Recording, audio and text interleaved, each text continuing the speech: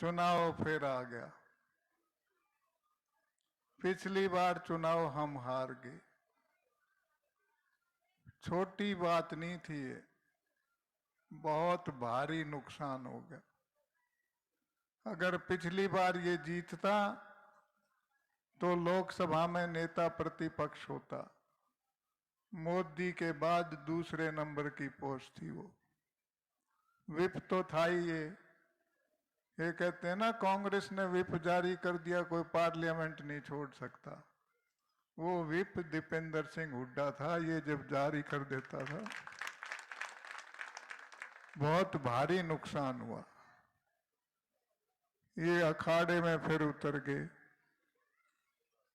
दो अखाड़े होते हैं, एक तो कुश्ती का अखाड़ा, एक राजनीतिक कुश्ती का अखाड़ा। कुश्ती के अखाड़े में तो पहलवान अपनी देही के आंगे से जीतता है।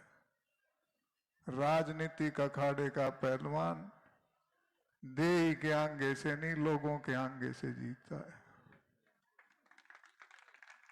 इस राजनीतिक अखाड़े में ओलंपिक मेडलिस्ट पहलवान एक ऐसे आदमी से हार जाता है जिसके गोड्डा में कती जान ना हो। बहुत भारी नुकसान हो गया। इस बार उस नुकसान को भरपाई करनी है। बहुत बड़ा नेता है ये, हरियाणा का भविष्य है।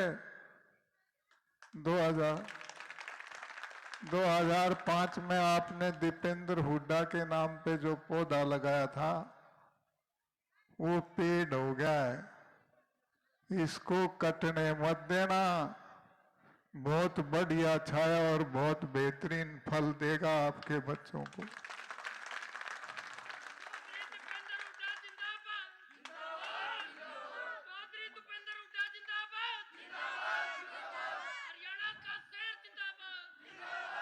और अगर इस बार चूक कर दी तो हो सकता है ये आखिरी इलेक्शन हो।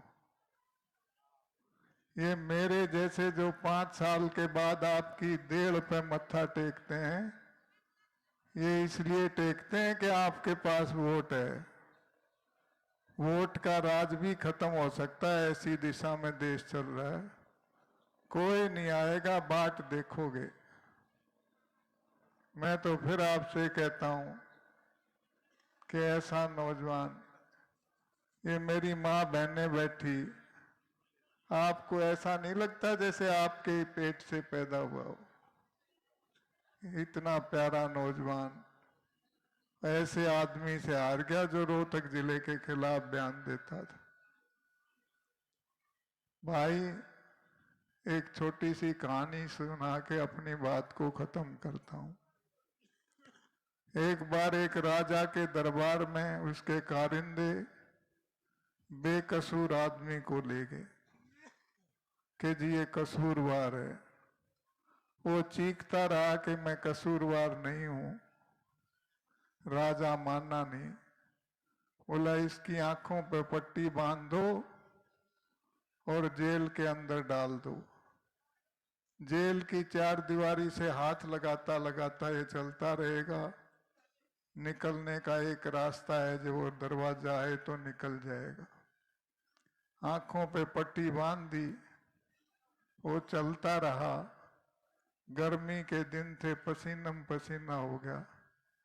जब दरवाजा नजदीक आया तो सिर में खुजली होगी और दीवार से हाथ हटा के सिर में खुजली करने लग गया। दरवाजे से पार हो गया। दोबारा फिर कई घंटे का चक्कर काट के दरवाजे के पास आया, फिर गर्दन में खुजली होगी।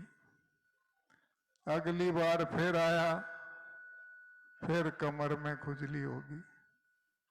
2014 में 15-15 लाख की पट्टी बांधी थी सारी आंखों पे। और वो जो आदमी था उसका दरवाजा तो 5 घंटे के बाद आ गया। इस हरियाणा की जेल से निकलने के लिए ये चुनाव रूपी दरवाजा 5 साल में आता है। खुजली मत होने देना।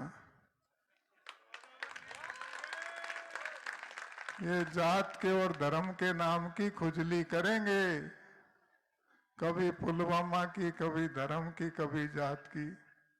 खुजली मत होने देना। नहीं होने दोगे ना, और नहीं तो 5 साल पछताओगे। सारे लोग 5 साल रोते हैं, आखिर इसी में जाके कोई चेटक कर देते हैं 1 महीना में। इस बार मत इसके चक्कर में पड़ना। मैं एक बात कई बार सुनाता हूं, मेरे साथियों ने कहा कि आज भी जरूर बताना।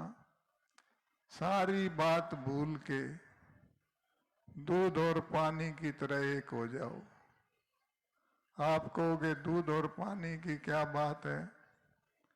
पानी को आप किसी में मिला लो, तेल में मिला लो, नहीं मिलेगा। शीत में मिला लो, थोड़ी देर में ऊपर आ जाएगा। दूध में मिलाओ, एकदम मिल जाएगा। दूध न्यारा नहीं करता पानी को। दोनों बाहें फैला के छाती के लगा ले, और थोड़ी सी देर के बाद आप दूध को आग पे रखते हो। मेरी माँ बहनें जानती हैं, उस वक्त पानी अपने एहसान का बदला चुकाता है और कहता है, ओ मेरे भाई दूध, जब मैं तेरे पास आया तो तूने छाती के लगा दिया था, अब तेरे ऊपर मुसीबत है। मैं पानी तुझ दूध को विश्वास दिलाता हूं कि जब तक मेरी एक बूंद रहेगी पहले मैं जलूंगा, बाद में तेरे ऊपर आंच आने दूंगा। और पानी जलने लगता है। पानी को जलता हुआ देख के दूध चुप नहीं बैठता, गुस्से में आता है और गुस्से में उफन के देगची के किनारों पर से होता हुआ चूल्हे की आग बुझाने की कोशिश करता है। आप उसमें पानी का छींटा मार देते हो, दूध शांत हो जाता है कि मेरा भाई उल्टा आ गया। इस तरह से एकजुट होके रहो। रहोगे ना? हाथ खड़े होकर के बताओ। लेकिन ये मेल भी टूट जाता है। कब? जब खटास आ जाए। नींबू की 2 बूंद निचोड़ दो, दूध के छेलड़े हो जाएंगे। खटास मत आने देना। प्यार से सारे एकजुट होके, खटास आ गया तो समाज के छेलड़े हो जाएंगे।